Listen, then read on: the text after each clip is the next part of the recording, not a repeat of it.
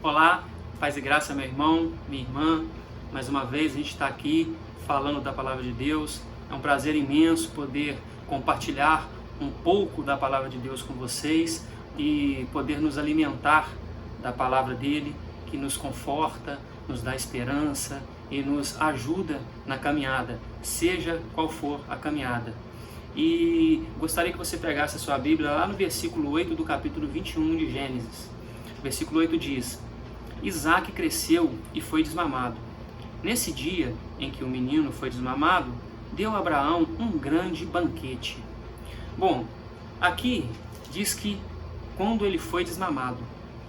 Se a gente pegar ali, for pegar datas, né, tentar entender um pouco sobre o período que isso aconteceu, Ismael já tinha nascido e aqui Isaac nasceu. Então, quando foi circuncidado, Israel já estava com 13 anos. E logo após ali mostra que o Senhor veio e Sara já estava grávida, então passou o período da gravidez e aqui ele foi desmamado. Geralmente a criança era desmamada com uns 2 anos a 3 anos. Então, só dessa parte aqui já tinha se passado esse tempo, mais o tempo que Ismael tinha nascido. Então Ismael devia estar aqui nessa idade aqui, nesse tempo, uma idade de mais ou menos aí uns 16, 17 anos. Então ele devia estar com uns 16, 17 anos. Aí, lá no versículo 9, diz: Vendo Sara que o filho de Agar, a egípcia, a qual ela dera à luz a Abraão, caçoava de Isaac. Então, o filho de Agar, no caso, Ismael, estava caçoando de Isaac. E aqui, esse sentido de caçoar é realmente desdenhar, tratar mal, né? Então, não era como se fosse brincadeira. E isso veio a irritar, no caso, a Sara, né? E lá no versículo 10 diz: Disse a Abraão, Sara no caso, rejeita essa escrava e seu filho, porque o filho dessa escrava não será herdeiro com Isaac, meu filho. Se a gente voltar lá no capítulo 16, versículo 2, ela disse sobre Agar. Ela se referiu como Agar, como serva, minha serva. Está lá no caso no versículo 2 do capítulo 16. Disse Sarai a Abraão: Eis que o Senhor me tem impedido de dar à luz filhos. Toma, pois, a minha serva, e assim me edificarei com filhos por meio dela. E Abraão anuiu ao conselho de Sarai, no caso Sara aqui. E lá embaixo diz que ela humilhou, no versículo 6, né, lá embaixo, diz que ela humilhou, no caso, Agar. Por que eu voltei para poder mostrar isso?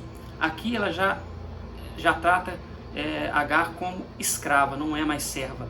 Serva dá aquele entendimento de uma proximidade, um entendimento, até como Abraão tratou o servo dele. Então, intimidade, uma coisa próxima, alguém próximo. Escravo não. Então aqui ela já comparou ela, já tomou ela como escrava, já não era mais serva.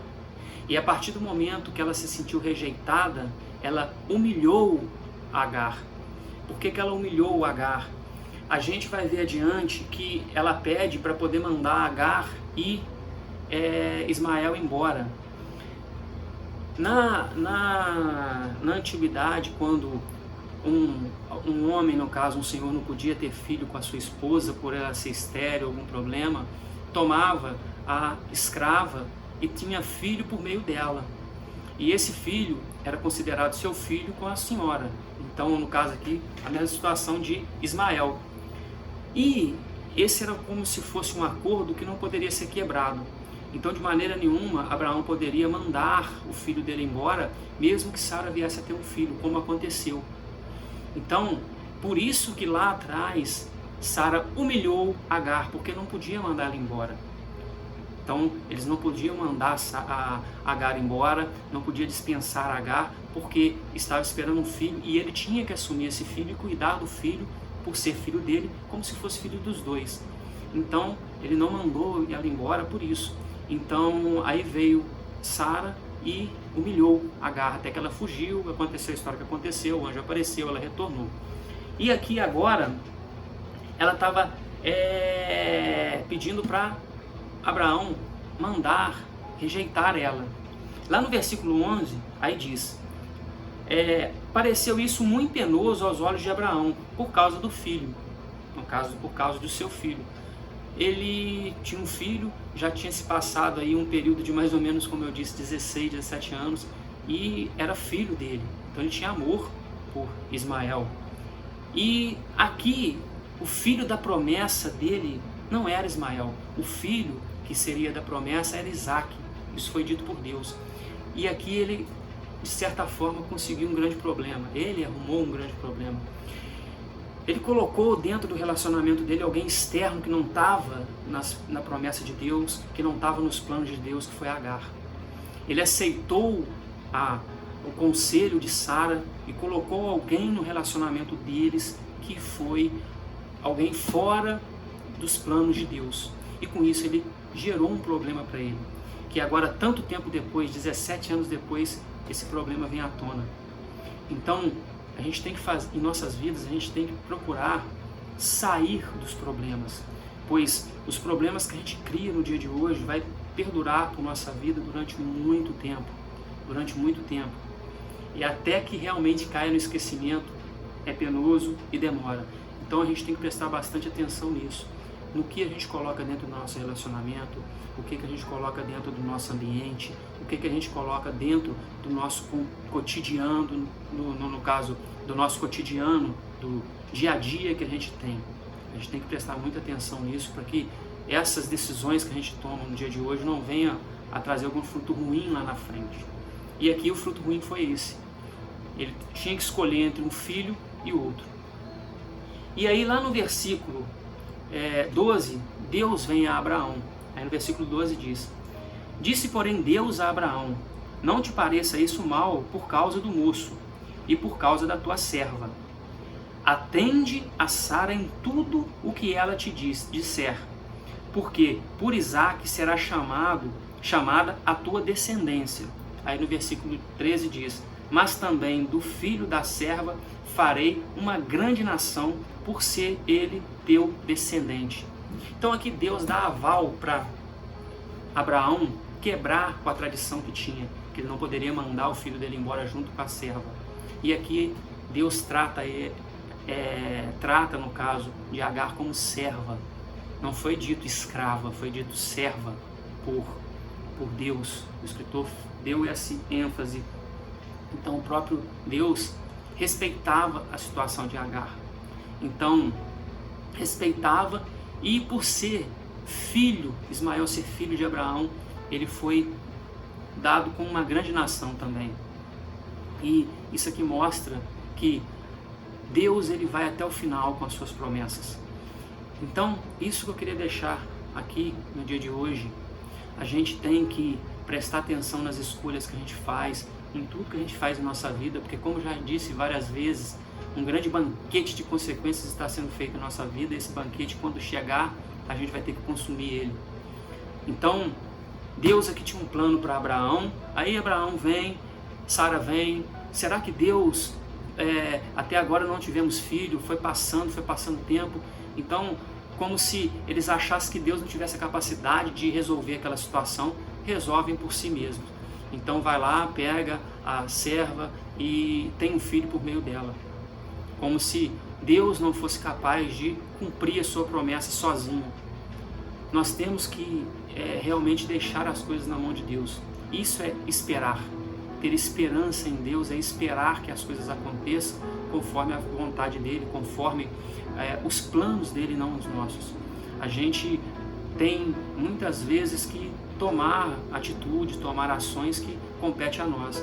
Mas quando chega no possível da nossa atitude a ser tomada, o resto é com Deus. Ele mexe com o impossível, não nós. Então a gente tem que esperar em Deus. E aqui Deus chega num ponto que agora o problema é seu, não é meu. Você criou esse problema, você resolve. Você criou, faça conforme Sara disse. Porque ele tinha que resolver naquela situação, talvez estava difícil de lidar. Ele tinha que resolver, não dava para ficar naquela situação mais, ele teria que dispensar Aí imagine você, um pai, dispensando um filho de 16, 17 anos com a mãe, como vai ser visto aqui, sem ter para onde ir, entregando-lhe a Deus dará, podendo os dois vir a morrer. Então, foi um problema que ele criou, que ele teve que resolver. Então não ficou na mão de Deus, ficou na mão dele. E ele, depois a gente vai ver que dispensou. Uma coisa que poderia ter sido evitado lá atrás, ter sido evitado há 16, 17 anos atrás, simplesmente esperando mais pela promessa de Deus ser cumprida na vida. E isso é que eu deixo aqui para você hoje. Espere, tenha esperança em Deus. Seu momento virá, seu momento vai chegar. Deus sabe qual é o momento correto para as coisas acontecerem na sua vida. Esse momento certamente chegará. Você basta ter esperança. Basta a você esperar. Cabe a você esperar. E essa é a parte da aliança com Deus que cabe a você. E esperar que o momento aconteça. Faça a sua parte em tudo, que o restante a Deus pertence, a Deus cabe. E Ele fará a parte dele certamente na sua vida. Aqui aconteceu 25 anos depois, com 100 anos para a promessa ser cumprida. Então, realmente a gente tem que esperar, a gente não sabe o momento pode ser amanhã, como pode não ser também. Então, tenha esperança em Deus para que as coisas aconteçam, para que você tome na sua vida atitudes corretas, decisões corretas, para que todas as consequências sejam boas consequências e não consequências ruins na sua vida, que você se satisfaça realmente com a consequência que você vai receber.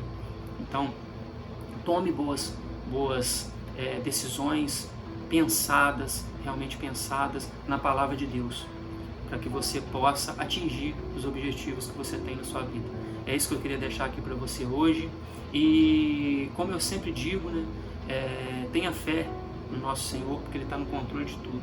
Eu espero que você tenha gostado do vídeo, da mensagem aqui de hoje. E eu peço, como sempre, que você não se esqueça de dar o like no vídeo. Isso é importante para o canal, para que possa atingir a outras pessoas. Compartilhe o vídeo para aquela pessoa que você possa achar que deva receber essa mensagem, para de alguma forma ajudar essa pessoa. Se inscreva no canal se já não for inscrito e acione o sininho para receber as notificações.